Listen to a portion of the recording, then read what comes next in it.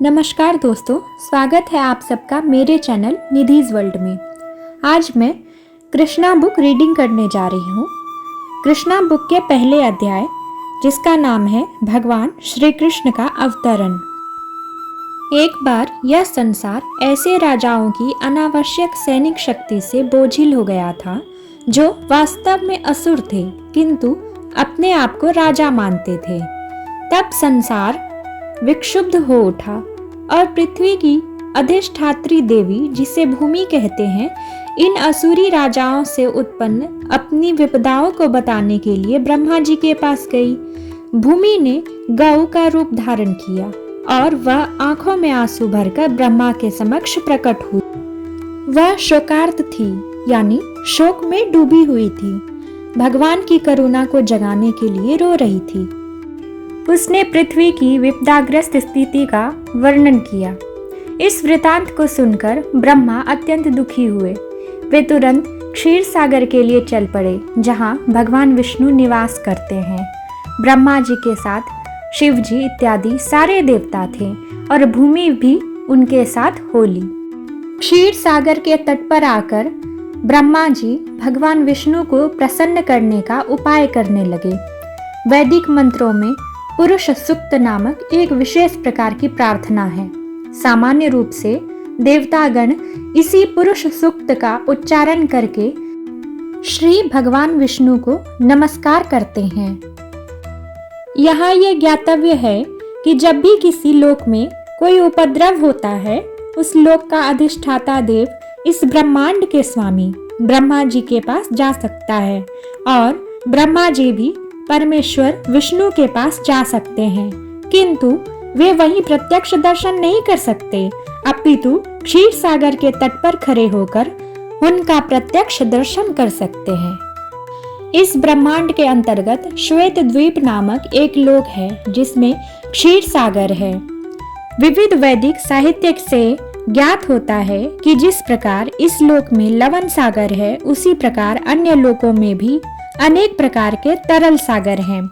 कहीं क्षीर सागर है तो कहीं तेल सागर है और कहीं सूरा सागर है तथा अन्य प्रकार के सागर हैं। पुरुष सूक्त ही वह स्तुति है जिसे देवतागण क्षीरोदक्षाई श्री भगवान को प्रसन्न करने के लिए पढ़ते हैं। क्षीर सागर में शयन करने के कारण वे क्षीरोदक्षाई विष्णु कहलाते हैं।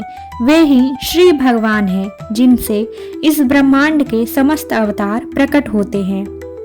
जब सभी देवी देवताओं ने श्री भगवान की स्तुति पुरुष सूक्त द्वारा कर ली तो उन्हें कोई उत्तर नहीं मिला। अतः ब्रह्मा जी स्वयं ध्यान करने लग गए और तब भगवान विष्णु ने उन्हें एक संदेश भेजा। ब्रह्मा ने इस संदेश को देवताओं तक प्रेषित कर दिया। वैदिक ज्ञान प्राप्त करने की यही विधि है।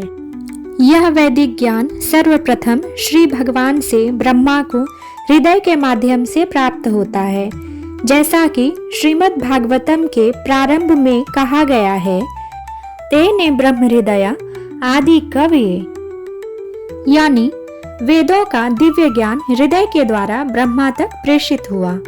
उसी प्रकार यहाँ भी केवल ब्रह्मा ही भगवान विष्णु द्वारा प्रेषित संदेश को समझ पाए और उन्होंने तुरंत कार्यवाही के लिए देवताओं को प्रसारित कर दिया। यह संदेश इस प्रकार था: भगवान शीघ्र ही अपनी परम शक्तियों सहित पृथ्वी पर प्रकट होंगे और जब तक वे पृथ्वी लोक में असुरों के संहार तथा भक्तों के संस्थापन का उद्देश्य पूरा करने के लिए रहेंगे, तब तक देवताओं को भी उनकी सहायता के लिए वहीं रहना होगा। उन्हें तुरंत उस यदुवंश में जन्म ग्रहण करना होगा जिसमें यथा समय भगवान भी प्रकट होंगे। भगवान श्री कृष्ण स्वयं वासुदेव के पुत्र के रूप में प्रकट होंगे। उनके प्रकट होने के पूर्व सारे देवताओं को अपनी अपनी पत्नियों सहित संसार भर के विभिन्न पवित्र परिवारों में भगवान को उनके कार्य में सहायता पहुंचाने के लिए प्रकट होना चाहिए। यहाँ पर प्राप्तियार्थम शब्द अत्यंत उपयुक्त है, जिसका अर्थ है कि देवताओं को चाहिए कि भगवान को प्रसन्न करने के लिए इस पृथ्वी पर प्रकट हूँ। दूसरे शब्दों में, कोई भी जीव जो भगवान को प्रसन्न करने के लिए ही जीवित रहता है वह देवता है। देवताओं को यह भी जानकारी दी गई कि भगवान श्री कृष्ण के अवतार के पूर्व पृथ्वी पर भगवान श्री कृष्ण का पूर्ण अंश अनंत प्रकट होगा, जो अपने लाखों फनों से ब्रह्मांड को धारण किए हुए है। उन्हें यह भी सूचित किया गया है कि विष्णु की बहिरंगा शक्ति माया भी, जिसमें समस्त बद्ध जीव कृष्ट होते हैं, परमेश्वर के आदेश के अंतर्गत उनकी प्रयोजन सिद्धि के लिए प्रकट होगी। समस्त देवताओं तथा भूमि को भी मधुर वचनों से आदेश तथा सांत्वना देने के पश्चात समस्त प्रजापतियों के पिता ब्रह्मा जी अपने धाम सर्वोच्च लोक ब्रह्मलोक को चले गए। यदुवंश का नायक राजा शूरसेन माथुर प्रदेश, जिसमें मथुरा नगर आता है, तथा साथ ही शूरसेन नामक जनपद पर, जिसका नाम उन्हीं के नाम पर रखा गया था, शासन कर रहा था। राजा शूरसेन के शासन के कारण मथुरा नगरी समस्त यदु राजाओं की राजधानी बन गई थी। मथुरा इसलिए भी राजधानी बनी क्योंकि यदुओं का परिवार अत्यंत पवित्र था और वे जानते थे कि मथुरा ही ऐसा स्थान है जहां द्वारका के ही समान श्री कृष्ण का नित्य वास रहता है। एक बार शूरसेन के पुत्र वासुदेव देवकी को ब्याह कर अपनी नवपरिणीता पत्नी के साथ रथ पर चढ़कर अपने घर जा रहे थे। देवकी के पिता देवक ने प्रचुर दहेज दिया था क्योंकि वह अपनी पुत्री को अत्यधिक चाहता था। उसने सैकड़ों रथ दिए थे जो पूर्णतया स्वर्ण मंडित थे। उस समय उग्रसेन का पुत्र कंस अपनी बहन देवकी को प्रसन्न करने के लिए वासुदेव के रथ के घोड़े की रास स्वेच्छा से अपने हाथ में लेकर हाँकने लगा था। वैदिक सभ्यता की प्रथानुसार जब कन्या का ब्याह होता है तो उसका भाई अपनी बहन तथा अपने बहनोई को उनके घर ले जाता है। नवविवाहिता कन्या को अपने पिता के परिवार का विछोह न खले, इसलिए भाई उसके साथ तब तक जाता है जब तक वह अपनी ससुराल न पहुंच जाए। देवक ने जो पूरा दहेज दिया था वह इस प्रकार था: स्वर्ण हारों से मंडित 400 हाथी, 15,000 सुसज्जित घोड़े तथा 1,800 रथ। उसने अपनी पुत्री के साथ जाने के लिए 200 सुंदर बालिकाएं भी भेजने की व्यवस्था की थी।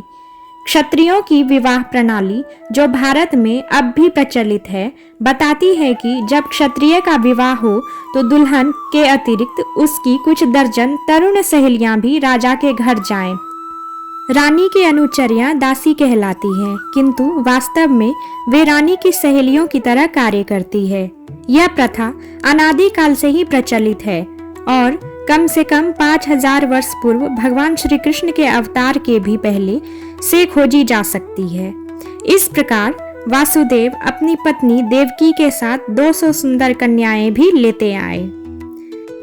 जब दुल्हा तथा दुल्हन रथ में जा रहे थे, शंख, बिगुल, ढोल तथा मृदंग एक साथ मिलकर मधुर संगीत की ध्वनि उत्पन्न कर रहे थे। जुलूस अत्यंत मनोहर ढंग से निकल रहा था और कंस रथ को हाँक रहा था। तभी आकाश से अचानक एक आश्चर्यजनक ध्वनि गूंजी, जिसने विशेष रूप से कंस को उद्बोधित किया। तो मेरे प्रिय दर्शकों, इससे आगे की कहानी जानने के लिए आपको मेरे अगले एपिसोड का इंतजार करना पड़ेगा। अगर आप लोगों को पता है कि उस आकाशवाणी में क्या उद्बोधित किया गया था कंस को, तो प्लीज आप लोग कमेंट जरूर करें। तब तक के लिए अगले एपिसोड का वेट करें और मेरे चैनल को सब्सक्राइब, शेयर एंड लाइक जरूर करें। हरे कृष्णा।